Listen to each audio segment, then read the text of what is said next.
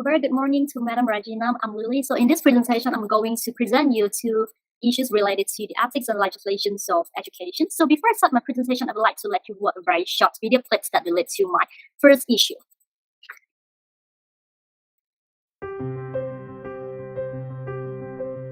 Only 2 cells are needed to create a baby. 2 cells and a miracle. In just 9 months, this pair of cells blossoms into billions of cells. Gently nestled and protected in a mother's womb, a tiny human thrives. Together, mother and baby share this journey of life, this magnificent adventure called pregnancy.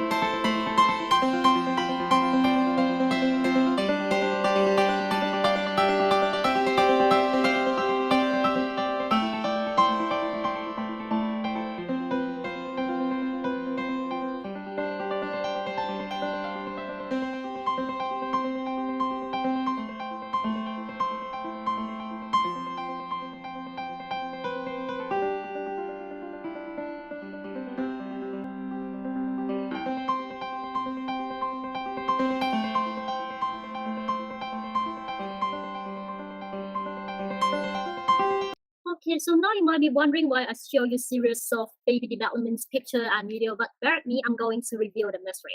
So as a matter of fact, our children, they are the gift from God, and carrying a baby is always not an easy task for the mother and for the parents as well. So as you can see in the video, the baby, they need to go through a series of complicated processes before they develop into a full form of human being. So when the children, they arrive at our hand, they arrive at our home, we tend to give them everything that we can. We tend to give them whatever they want, and we love them so much that we feel guilty to make them feel pain, to make them feel hurt.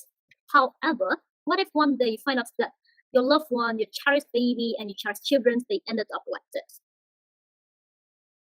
and like this? So what would you feel? And what makes it even worse is that the person, the perpetrator who actually did this to the children, turned out to be someone we have always believed in, and we have faith in them, and they are our children's teachers. So what would your feeling be? So, and hence this will lead to my first issue of today. Corporal punishments, teacher caning issue. The school corporal punishment referred to the deliberate inflictions of physical pains or discomfort as a measure to address the problems such as undesirable behavior and disciplines among the students. So in Malaysia, one of the very prominent school corporal punishment would be caning. So school corporal punishment is illegal in Malaysia. It is used to enforce the disciplines among the students. So when it comes to school corporal punishments, such as caning, teacher codes of ethics and teacher accountability issue always arise. So when teacher cane students, they are always people who ask, is it illegal for teacher to cane students? Is it a professional conduct to address way with such a brutal way, and etc.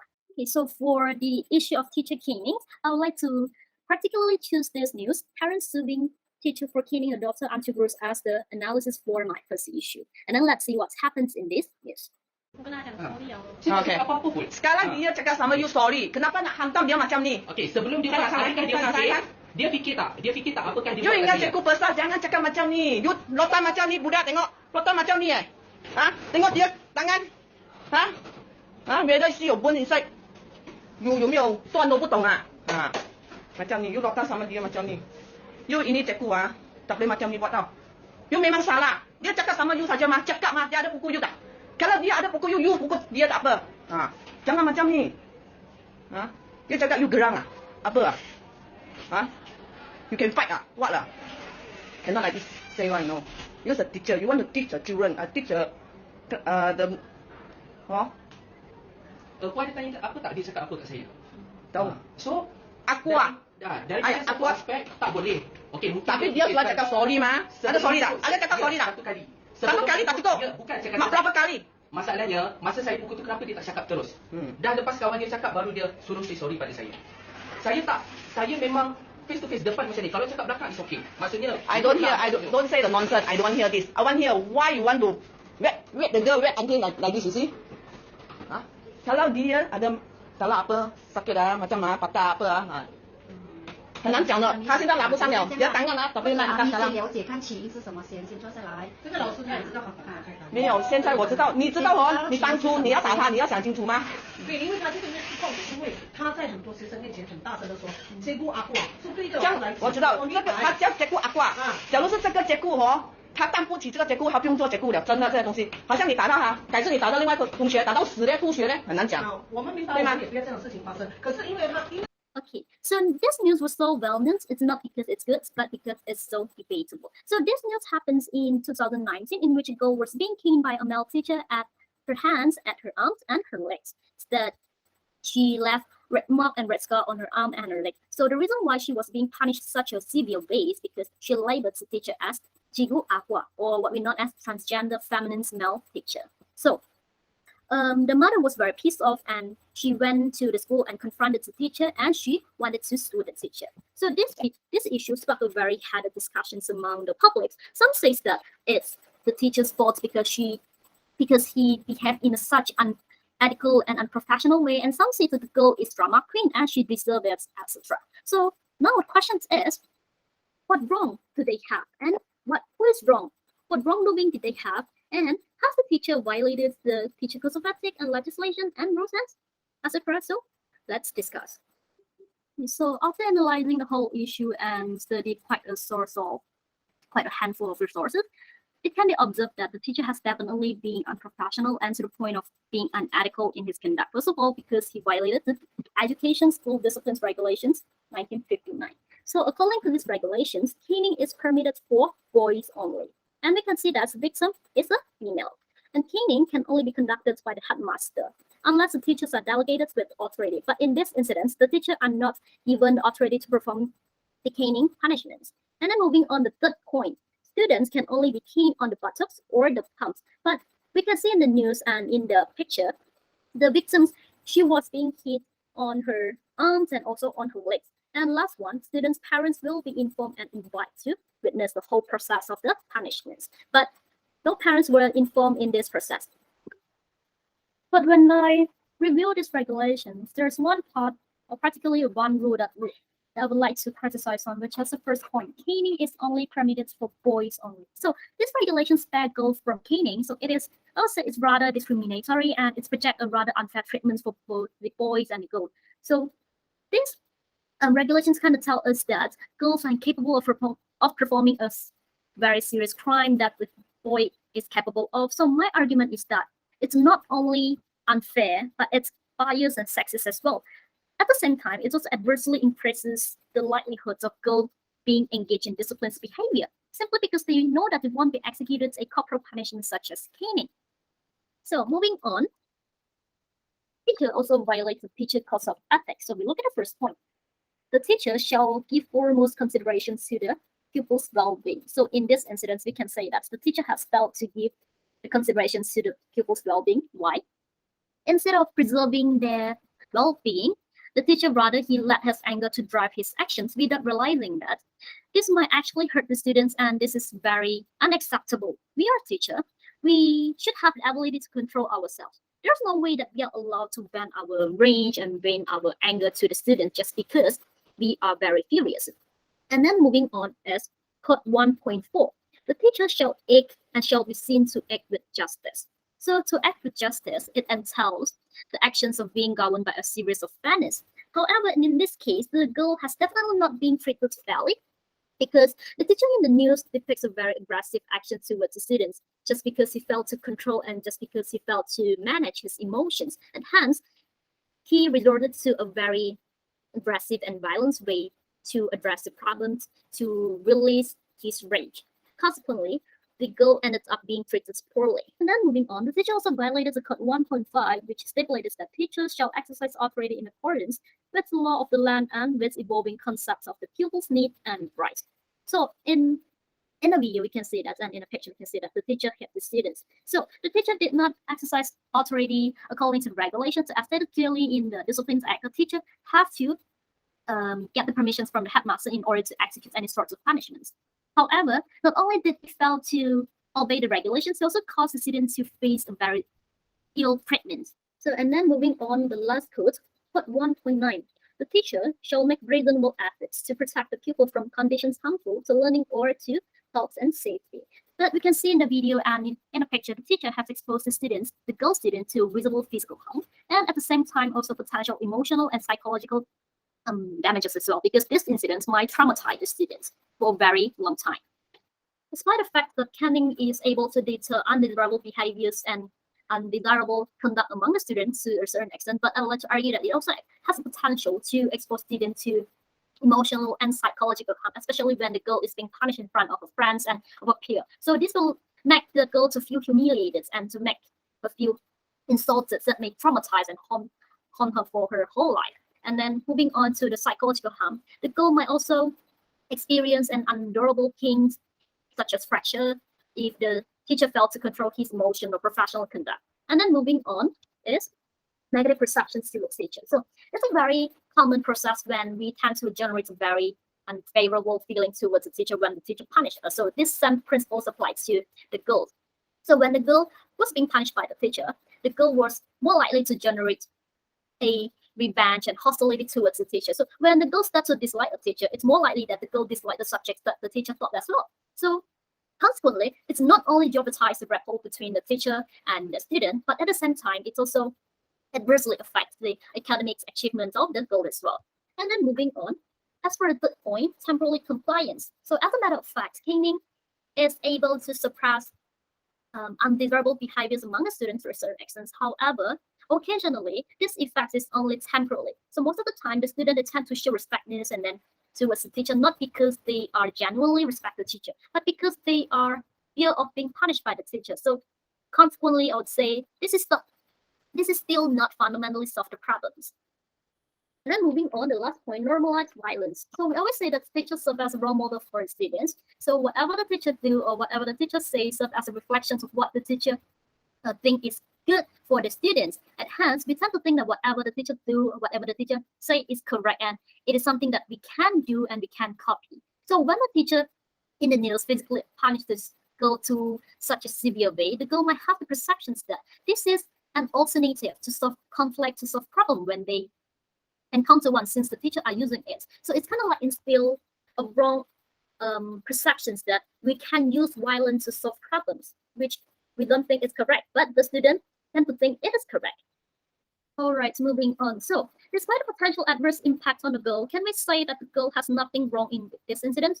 Definitely no, because the girl was being so disrespectful. So since when did our education teach our students not to be polite to the teacher?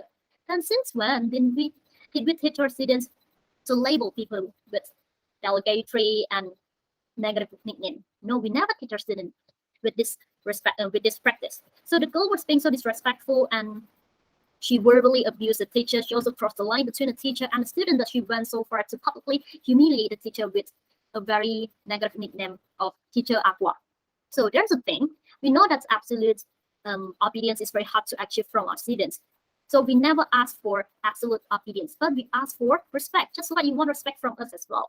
But because of this issue, it's kind of like capitalizing the public urge of abolishing the practice of caning in school. So the public starts to show the contents of how this caning might be adversely affected to our students and etc. So from where we can see through the news, from UNICEF, from the parents, from the organizations, and then we even have statistics as well from YouGov. This is a statistics carried out by the England.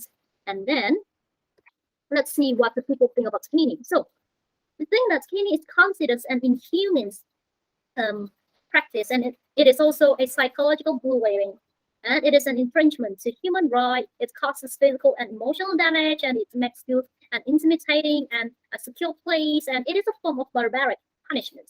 However, we need to ask ourselves a question that's actually being uncanny really works in school. So have you ever wondered why this gaming system is still prevalent and is still implemented in school of Malaysia after so many years? The reason is very simple. This is because there are some students who, just like the Monkey King in the movie from the Journey to the West, they are inherently mischievous, they are inherently naughty, and they are comparatively hard to discipline. And hence, we need a medium to control them, so to discipline them. And this medium is just like the metal ring on the Monkey King hat. So when it is used properly, it can be an effective way to discipline and educate them.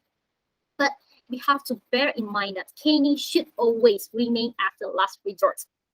Last but not least, I would like to give some suggestions on the alternative for a teacher to discipline students instead of just relying on caning or corporal punishment. The first one is counseling.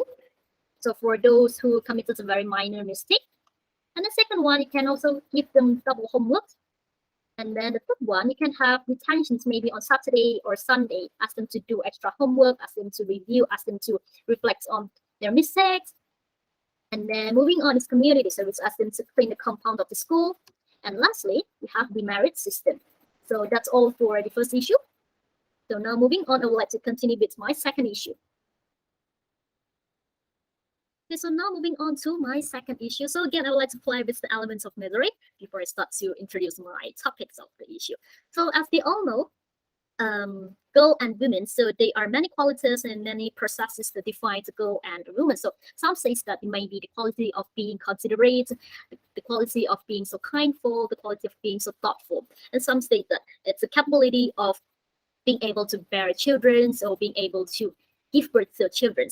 And there's one thing which is suggested in the slide, which is having periods. So we all know that having the periods entails privacy. So we don't want to publicly disclose that we are having a period and whatsoever. So it is very secret and it is very confidential to us, just limit to us. However, what if one day we are no longer in control of our privacy, but instead the privacy of periods is disclosed to the public without having to having our consent? So what would your feeling be? And this leads to my second issue, period spot check.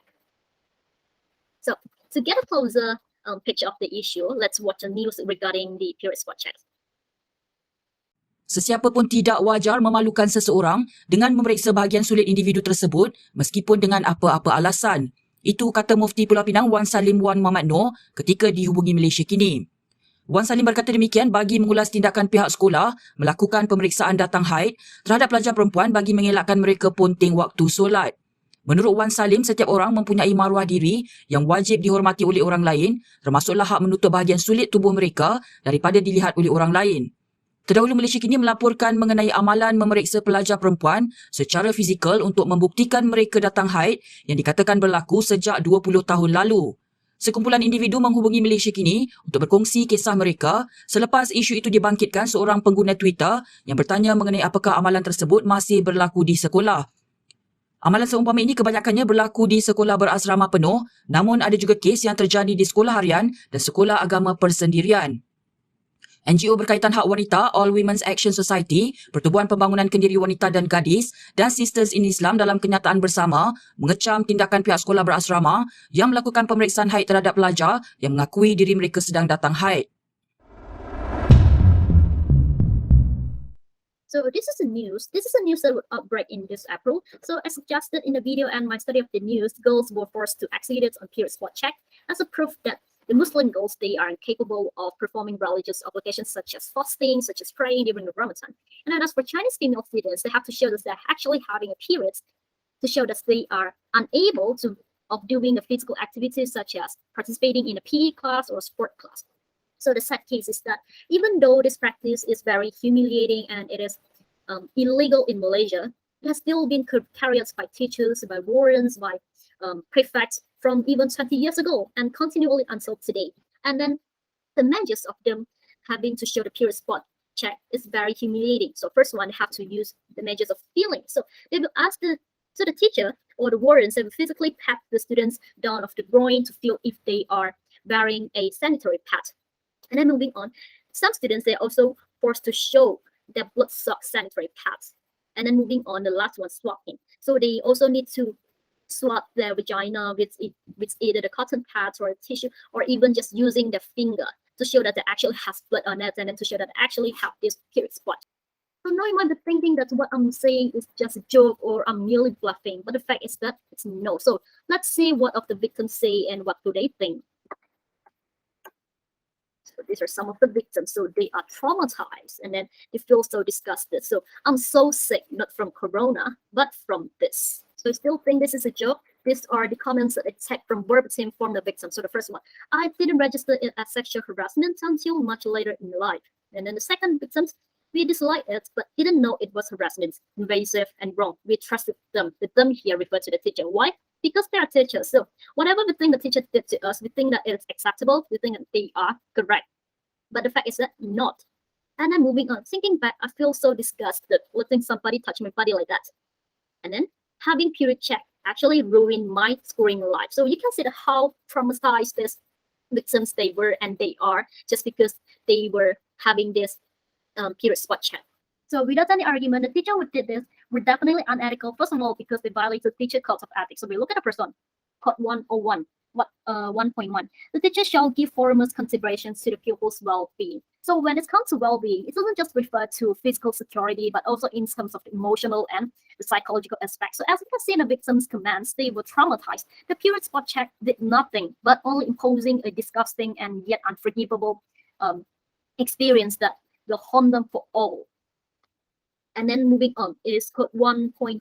The teacher shall exercise authority in accordance with the law of the land and with evolving concept of people's need and right. So not only did the teacher violate the rules, but they also violated the code of ethics to the point that they will be facing a judicial punishment. This is because what they did is actually not only an infringement of human right, but also a form of sexual assault. There's no way that the teacher is allowed to touch a student's body, let alone the fact that they touch the private part of the student's body. Even though we are the same gender, we have no right to touch our student's body. And then moving on, is code 1.0. The teacher shall make reasonable efforts to protect the pupil from conditions harmful to learning or to health and safety. So instead of making the school a safer environment, instead of making the teacher a protector and guardian, the teacher actually turned out to be the one who hurt the students so badly. So make the students to be engaged in so hopeless and helpless conditions without knowing whom to consume, whom to consult, and whom to ask for help for. So they were merely exploiting the students unfairly and abusing them in an indirect way. And then moving on to the last code, 1.10, the teacher shall not intentionally impose the pupils to embarrassment or disparagement. So the teacher has definitely failed to give this guarantee to the students, as we can see in the video and in the comments. The teacher loses their privacy and dignity because they are being asked to show their privacy to the teacher. They are being asked to show their period stand pads and then being touched by the teacher without their consent. In addition to that, the teacher involved also violated the Sexual Offences Against Children's Act 2017. So it's very important to bear in mind that children under 18 years old, they are protected by these rules. So according to this rule, anyone who touches any part of the body of a child or does any other acts that involve physical contact with the child without sexual intercourse, they are punishable by law of having an imprisonment for not exceeding 20 years and shall also be liable to whipping. This is because what they did were actually counted as physical sexual assaults on a child. And then moving on, the school and teacher also violates the Conventions on the Rights of a Child, CRC. So first of all, the teacher against Article 16 by infringing the student's right to privacy and damaging their honors. And then they failed to protect the students from all forms of physical or mental violence, exploitations, or harmful, which is including sexual abuse. And the school involved also failed to provide a system that safeguards the students' human dignity. And after analyzing the issue, there are several implications that can be drawn. The first one is to make school a safer place. So the emergence of this news and I've said this issue, it really hits the nations and the people with a very heavy list of lessons. So as a teacher, we need to ask ourselves, have we really provided a very safe environment for our students without the fear of being exploited? So as a matter of fact, our students spend most of the time and half of the day at school. And hence, it treats the teacher and the school as the second home. And hence, it's very important for us to ensure that this second home is a safe place for them. So we have to prevent the likelihoods that this second home become the first fear. And then moving on is to revise this curriculum for teachers training institutes that includes gender sensitivity. So for this point, as a disclaimer, I'm not criticizing that current curriculum is lacking anything or it's not perfect or whatsoever. But what I'm trying to say is that the curriculum that centers around gender sensitivity must be implemented as a compulsory subject in teachers training institutes so that our potential future teachers are having this awareness. And then moving on is to make compulsory gender sensitization training among the current school authority. Moving on is the provisions of assistance for students' violations of unethical conduct. So when we look at this issue, we know that this issue has already happened 20 years ago and it is still happening nowadays. So the question that we have to ask ourselves is not why the teacher is doing this, but why this incident is still happening now. So the reason is very simple. It's because students have no place to disclose this wrongdoing and they have no one to consult and to have shared this to the person who will believe them.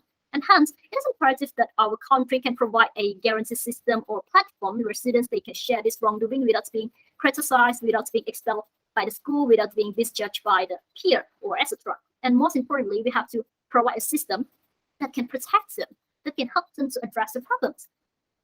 And then moving on is the last point, awareness of sexuality and importance of sex education, so that they have no opportunity to be exploited by any others and they know who to consume when they encounter such a problems. So last but not least, I would like to give some solutions to the teacher who carry out this period spot check. So instead of using such a humiliated and insulted way of confirming if the student is having a period or not, I would like to advise the teacher to give the students a menstrual calendar or record the student's first day of the period on a book. So when there is a necessity in the future or whatsoever that you want to know if the student is having a period or not, you can just refer back to this menstrual calendar or the book records to know if they are lying or not. So it's kind of like it's help you to track the students' periods. Not only does this menstrual calendar and book help you to track the students' periods, but at the same time, it's also instill an awareness of body health among those students as well. And then last but not least, the teacher must also be sensitive to students. So when the teacher is sensitive enough, she will know that the student is telling a lie or she's genuinely having a period. So if you consistently see female students is consecutively having a very long periods every time you ask the student to do things and she will tell you she's having a period, then you know that chances are she is either having a health problems or she's telling a lie. So that's all for me. I hope you enjoyed the presentations, Regina, and bye.